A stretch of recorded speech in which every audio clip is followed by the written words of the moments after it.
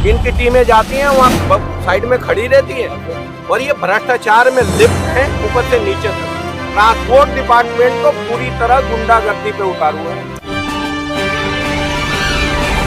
Hello नमस्कार दोस्तों, मैं हूं आपका दोस्त आशु। आप देख रहे हैं आपका अपना यूट्यूब चैनल XYZ सब कुछ। दोस्तों अभी मैं मौजूद हूं राजपुरा अथॉरिटी में और हमारे साथ में अभी दिल्ली के तमाम ऑटो टैक्सी यूनियन के प्रेसिडेंट मौजूद हैं। हमारे सामने अभी राजेंद्र सोनी जी भी मौजूद है। हम इनसे भी जानने की कोशिश करेंगे। सोनी जी, आपके यहाँ पे आने का जो मुख्य कारण था वो क्या था, बताइए। देखो, हमारा कारण तो बड़ा पुराना चल रहा है। ये चक्रू है। कौन सा चक्रू? ये जितनी निजी कंपनियां हैं ये गैर कानूनी से मोटरसाइकिलें चला रही हैं, जो कि हमारे लोगों का रोजगार छीन रही है, ऑटो वालों का। और बार बार मैं आपने भी खबरें चलाई हैं, भाई इन गाड़ियों को पकड़ो। पकड़ने के बाद आप सरकार जो पहले कार्रवाई करी, मगर उस कार्रवाई से हम संतुष्ट नहीं है। देश की सबसे बड़ी अदालत का फैसला है ये, सुप्रीम कोर्ट का। ये हमने इनको साफ कह दिया है। मैं कहा आप ये धरपकड़ करो ई रिक्शों की भी, जो गैर कानूनी से चल रहे हैं। कम से कम 90,000 ई रिक्शा वालों का फिटनेस नहीं है पूरी दिल्ली के अंदर, ये दावे के साथ कह रहा हूं मैं। और हजारों की तादाद में ये मोटरसाइकिलें चला दी है। क्या दिल्ली धर्मशाला है क्या ये? हम तो ये कहना चाहते हैं कि धर्मशाला नहीं है, इसको धर्मशाला बनाओ। हमारे लोगों की ये दिल्ली है, जो बेचारे यहाँ पे 50-50 साल से काम कर रहे हैं। आज लोगों को तुम रोजगार छीन रहे हो। यहाँ पे मोटरसाइकिलें चला, कौन को टैक्स ये चोरी कर रहे हैं, परमिट फीसें ये चोरी कर रहे हैं, गवर्नमेंट के साथ धोखा ये कर रहे हैं। सारे के सारे ये उल्टे सीधे काम ये ट्रांसपोर्ट डिपार्टमेंट करा रहा है। और जबकि माननीय सुप्रीम कोर्ट के क्लियर आदेश हैं, नॉन ट्रांसपोर्ट दिल्ली के अंदर नहीं चल सकता, अदर स्टेटों के अंदर भी नहीं चल सकता। बस दूसरा मामला महत्वपूर्ण ये भी हो जाता है कि जो ई रिक्शा चल रहे हैं दिल्ली की सड़कों पे, 236 सड़कों पर दिल्ली ट्रैफिक पुलिस और डिपार्टमेंट की तरफ से पूरी तरह प्रतिबंध है।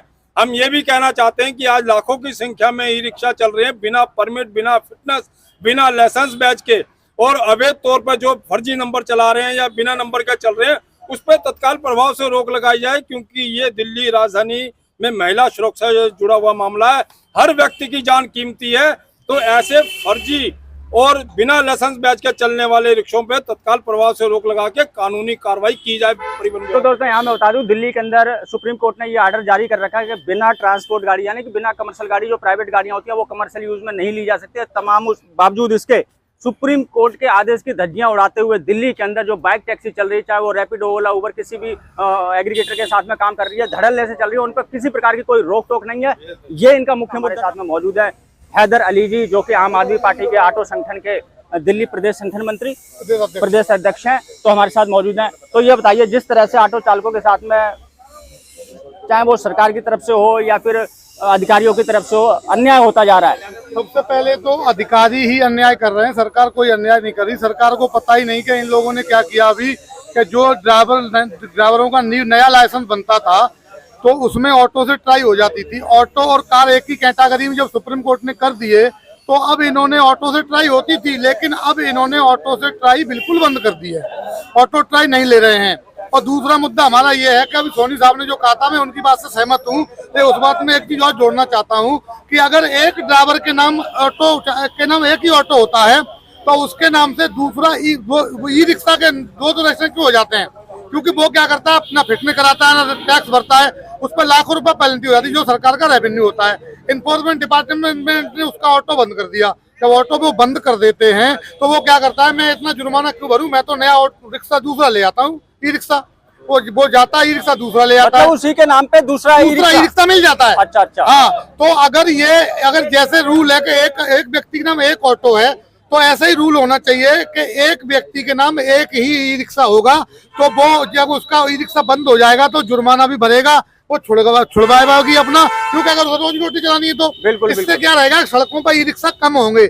आज ई रिक्शा बिना नंबर प्लेट के चल रहे हैं, ना उनका इंश्योरेंस है, ना फिटनेस है, ना रोड टैक्स है, कोई पकड़ने वाला नहीं है।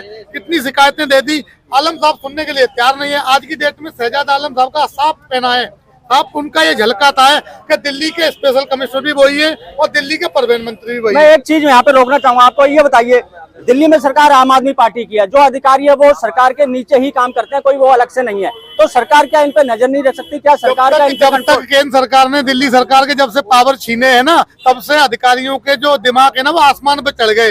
ना तो इनको ट्रांसफर कर सकते, ना इनको सस्पेंड कर सकते। तब से वो लोग अधिकारियों के जो भाव है ना वो बढ़ चुके हैं। सरकार के हाथ में तो पावर। दोस्तों यहाँ पे हैदर अली जी का कहना ये है कि केंद्र सरकार की तरफ से जो दिल्ली सरकार के जो हक हैं, जो अधिकार हैं, उनको छीन लिया गया, जिसके कारण ये जो अधिकारी हैं ये बातों को नहीं सुनते। इनको ट्रांसफर का कोई डर नहीं है कि इनको सीट से कोई हटा सकता है।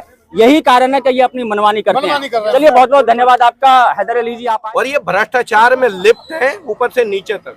ट्रांसपोर्ट डिपार्टमेंट तो पूरी तरह गुंडागर्दी पे उतारू है। कंपनियों के हाथ इस तरफ अधिकारी भी और सरकार बिकी हुई है।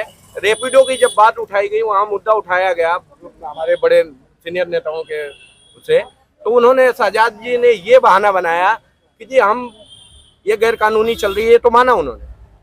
हम बुक करके बुलाते थे, उस बाइक को बंद कर देते थे, लेकिन अब उनको ना हमारा नंबर पता लग गया, तो वो नंबर पे उठाते नहीं। जबकि बुकिंग आती है तो उसमें फोन नंबर आता ही नहीं है, नहीं आता, नाम आता, सिर्फ फोन नंबर आता ही नहीं है। तो किस कदर ये लोग बिके हुए हैं। कस्टमर के पास तो उन क्रांतिकारी पत्रकारों में से हो जो कुछ समाज में ना जो जागरूकता है। बहुत बहुत धन्यवाद आपका जो आपने मेरे लिए। मैं आंसू भाई अब आपकी बहुत कदर करता हूँ।